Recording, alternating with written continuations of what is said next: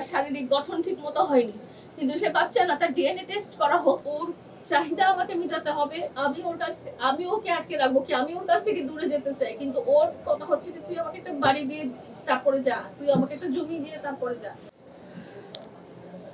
জানোয়ারের মতো আচরণ করতেছিল, সেটা তাও লাইফে। তাহলে আপনারা চিন্তা করেন যে বাস্তব লাইফে সে কি করে, কি করেছে। আমি আমি আমি ওর কাছ আমি ওকে আটকে রাখবো কি? আমি ওর কাছ থেকে দূরে যেতে চাই, কিন্তু ওর কথা হচ্ছে যে তুই আমাকে একটা বাড়ি দিয়ে তারপরে যা, তুই আমাকে একটা জমি দিয়ে তারপরে যা, তুই যা করবি আমাকে দিয়ে তারপরে যাবি।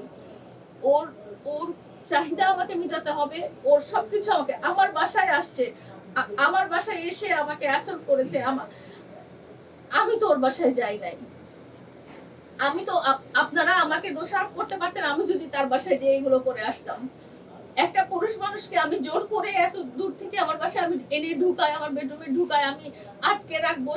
সে বাচ্চা না, সে দেখতে, সে নেশাখোর দেখে সে এরকম, তার শারীরিক গঠন ঠিক মতো হয়নি, কিন্তু সে বাচ্চা না। তার ডিএনএ টেস্ট করা হোক, তার অ্যাকচুয়াল বয়স জানা যাবে, তার অ্যাকচুয়াল বয়স জানা যাবে। আচ্ছা, ওই দিন কি আপনার উপরে কোনো শারীরিক নির্যাতন অথবা হাত তোলা হয়েছিল? শারীরিক নির্যাতন হয়েছে, হাত তোলা হয়েছে, সবই হয়েছে।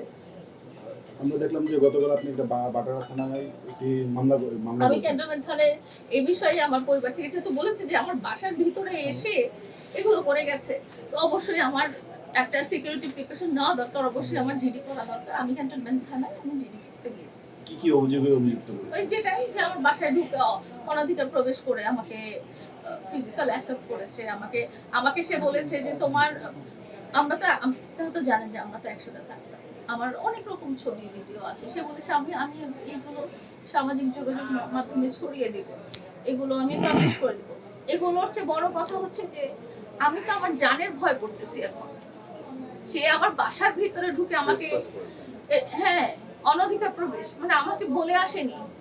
ওকে আপনারা তো ওর যদি মোবাইল ট্র্যাক করেন, আপনারা যদি এলাকার সিসিটিভি ফুটেজ ট্র্যাক করেন, আপনারা দেখবেন নিজেই ঢুকেছে, কেউ ওকে নিয়ে আসেনি। আমার ফোন আমি কালকে দেখেছিলাম, ডিজিটাল খবরকে দেখেছিলাম আমার ফোনে, যে আমি খালি বলেছি যে তুমি জুম্মার নামাজটা পড়ে তুমি গাঁজা খাচ্ছ। যে নামাজ পড়ে সে মসজিদ থেকেও বের হয় না, মসজিদের সামনে তার গাড়িতে বসে সে গাঁজা খাচ্ছে, মদ খাচ্ছে। সেইটার সময় সে আমাকে একটা ভিডিও কল দিয়েছে। আমি শুধু বলেছি যে তুমি জুম্মার নামাজ পড়ে তুমি মদ খাচ্ছ, গাঁজা খাচ্ছ, তোমার আর এর চেয়ে খারাপ আর কি হতে পারে? আসলে সোশ্যাল মিডিয়াতে যেটা দেখানো হয়, রিয়েল লাইফটা ওরকম না। রিয়েল লাইফটা ডিফারেন্ট। রিয়েল লাইফে ও মানুষের কাতারে পড়ে না। আপনারা যদি বলেন যে তুই মামলা করেছিস কেন, মামলা দুটো মামলা হয়েছে আপনারা জানেন। একটা অ্যাটেম্প টু মার্ডার, যেটা লাইফ ছিল, যেটা সাক্ষী ছাড়া দুনিয়াবাসী ছিল। আরেকটা ছিল যে সে আমার সাথে সম্পর্ক ডিনায়াল ব্যাপারটা, নারী শিশু মামলা। সেটা আপনারা দেখেছেন যে 4টা বছর আমার সাথে একসাথে থাকার পর 4 বছর পরে সে বাড়ি চেয়েছে, বাড়ি দেয়নি দেখে সে তখন বলেছে যে আমরা ম্যারিড না, আমরা সিঙ্গেল, আমাদের সাথে কোনো সম্পর্ক নাই, এই ধরনের। এছাড়া তো আরো অনেক অপরাধ করেছে সে, অনেক রকম। সে আমার টাকা পয়সা হাতিয়ে নিয়েছে, সে আমার সাথে প্রতারণা করেছে, সে আমার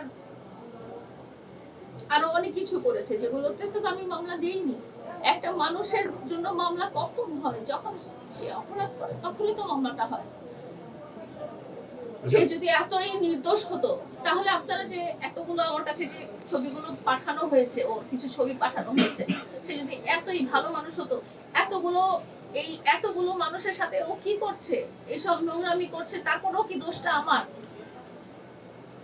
আচ্ছা, পরশুদিন মামনি যে লাইভটি হয়েছে মানে সন্ধ্যাবেলা আপনার বাসায়, এরপরেই মানে মামনি কিছু পার্সোনাল ছবি এবং ভিডিও মানে সামাজিক মাধ্যমে এই কথাটা বলি, মামুন লাইভটা করেছে আসলে দিনের বেলা, সন্ধ্যার সময় না। মামুনের এই লাইভের আগেও মামুনের এই ছবি আমি 15 দিন আগে পেয়েছি তার একজন ভিকটিমের কাছ থেকে। একজন সে গ্যাং রেপের মতো একটা অ্যাক্টিভিটিস করেছে নরসিংদীতে। সেখানে যে একজন পেইড প্রস্টিটিউট বলা যায়, ওনার সাথে 7-8 জন কয়েক মাল্টিপল টাইমস এরকম মানে অ্যাক্টিভিটিস করেছে। তো তার এক ভিকটিমের কাছ থেকে আমি আসলে ছবিগুলো আমার কাছে এসেছে, ঠিক আছে? তো এই ধরনের ছবি আমার কাছে এসেছে 15 দিন আগে, এবং এটা নিয়ে আমি অলরেডি কিন্তু সবার সাথে হয়তো কথা বলতে পারিনি, বাট যাদের সাথে আমার রেগুলার কথা হয়, ডিজিটাল খবর বা নিউজ,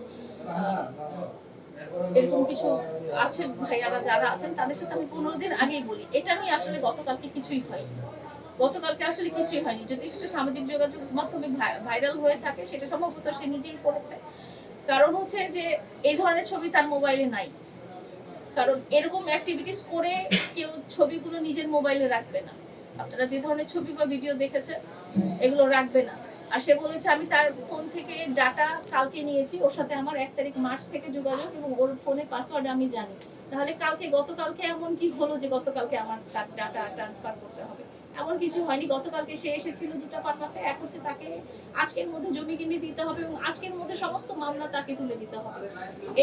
এটার জের ধরেই সে লাইভগুলো করেছে এবং এটার জের ধরেই সে আমার সাথে এরকম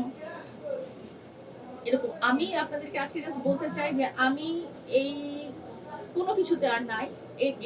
এই ধরনের মানুষের সাথে, মানুষ জানোয়ারের সাথে আমি আর নাই এবং আমি সোশ্যাল মিডিয়াতে নাই। আপনাদেরকে আমি লাস্ট টাইম, যেহেতু আপনারা বারবার বলছেন যে আপু কিছু বলেন, আপু কিছু বলেন, আমি এতটুকুই বলবো যে ও আমার কাছে কি মুক্তি চাচ্ছে, আমি ওর কাছে মুক্তি চাচ্ছি। কারণ আমি ওর কাছে 4 বছর থেকে জিম্মি ছিলাম। নানা রকম ব্ল্যাকমেল, নানা রকম ইমোশনাল ব্ল্যাকমেল, নানা রকম। আমি কিন্তু একটা মেয়ে, আমি কিন্তু একটা এতিম মেয়ে। আমার কিন্তু বাবা নাই, আমার কিন্তু ভাই নাই। ও যে বলে না ওর বাবা এটা, আমার বাবা বেঁচে নাই, আমার বাবা মারা গেছেন অনেক আগে, আমার কোনো ভাই নাই। আমার একজন অনেক বৃদ্ধ মা আছে, অসুস্থ মা আছে না, আমার দুটো ছোট ছোট বাচ্চা আছে, তার মধ্যে একটা বাচ্চা অনেক অসুস্থ। আমি ওকে আটকে রাখিনি, ও আমাকে 4টা বছর জিম্মি করে রেখেছে। 4টা বছর আমি তার হাতের পুতুল হয়েছিলাম। ও আমাকে মুক্তি দেবে কি? আমি মামলা করেছি আমি মুক্তি পাওয়ার জন্য।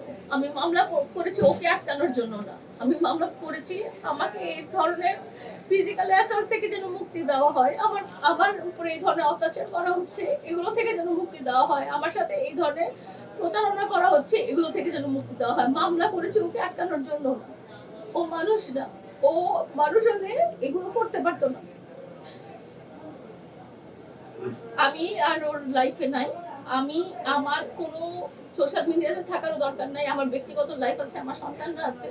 আমি তাদেরকে নিয়ে আমি বাঁচতে চাই, আমি ভালো থাকতে চাই, আমি একটা সুস্থ লাইফ লিড করতে চাই। আমি এই ধরনের মানসিক টর্চার, শারীরিক টর্চারের মধ্যে আমি আর থাকতে চাই না। আমার অর্থ বলেন বা সঞ্চয় বলেন, সমস্ত কিছু সে নিয়ে গেছে, নানাভাবে নিয়ে গেছে। কখনো জোর করে, কখনো প্রতারণা করে, কখনো গলায় পাড়া দিয়ে।